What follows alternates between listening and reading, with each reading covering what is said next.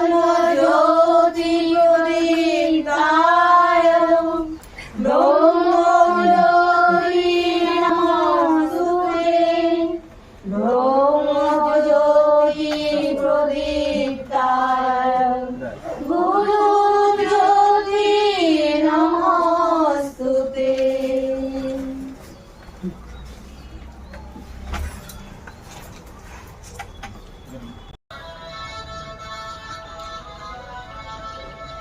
সাধয়তি সংস্কার ভারতি ভারতে নবজীবনম সাধয়তি সংস্কার ভারতি ভারতে নবজীবনম মূলম প্রগতি সর্বম শিবম সত্যম সুন্দরম অভিনব সংস্করণম সাধয়তি সংস্কার ভারতি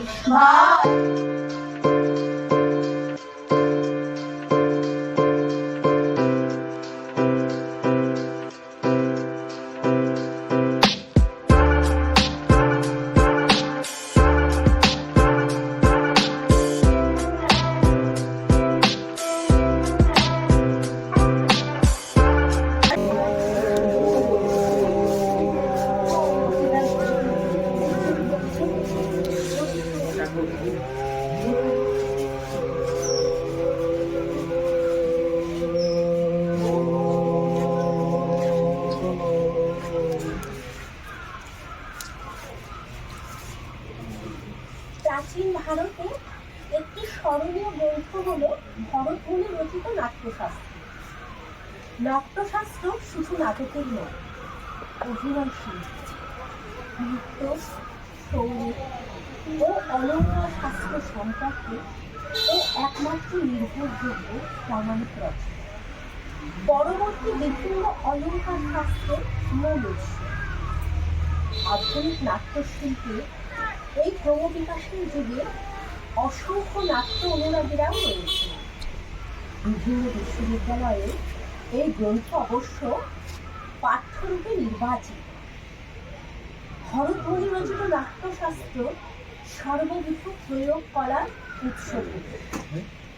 নাট্যের উদ্দেশ্য, এই উদ্দেশ্য বিবিধ: আনন্দদান ও উপদেশদান।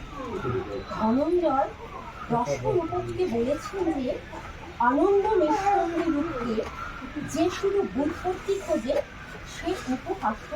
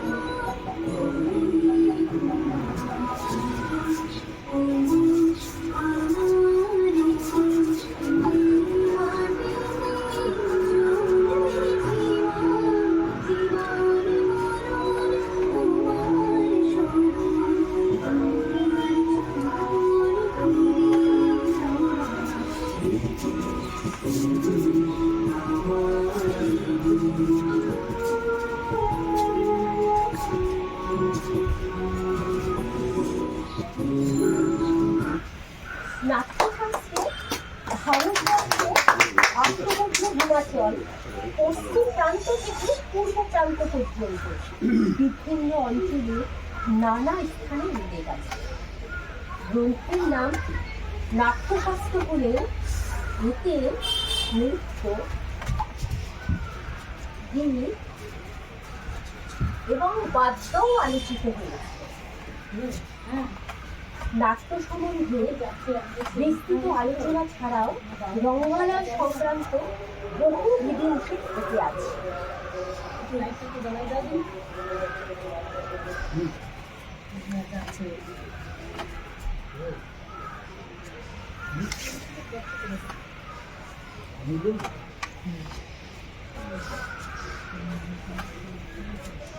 নাটকের ইতিহাসে শিবের গুরুত্ব অনস্বীকার্য, কারণ অন্তর্লাস্য তারই সৃষ্টি রহস্য। নাট্যশাস্ত্র প্রবল মনোসংযোগ, ইচ্ছাশক্তি ও অধ্যাবসায় নিয়ে পড়লে মনে হবে সর্বদেশব্যাপী একটি ঝঞ্ঝা। নাট্যশাস্ত্র গ্রন্থখানি এক সুপ্রাচীন সংঘবদ্ধভাবে লিখিত রচনা। নিক্ষিপ্তভাবে প্রমাণিত হয়েছে যে এই সূত্রগুলি হল কতগুলো নিয়মাবলী। অভিনেতা, অভিনেত্রী, নৃত্যশিল্পী, এমনকি মূল অভিনেতাদের জন্য।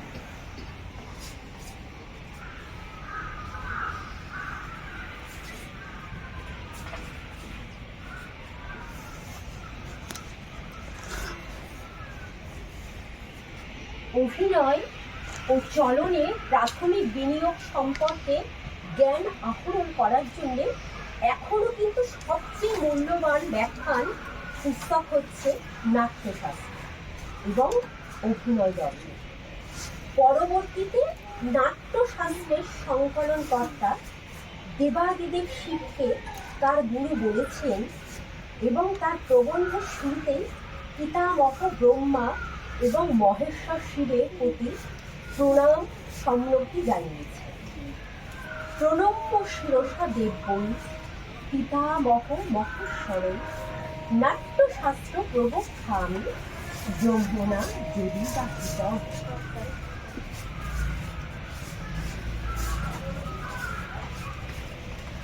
রঙ্গপীঠং তত কার্যং দেহি দৃষ্টেন কর্মণা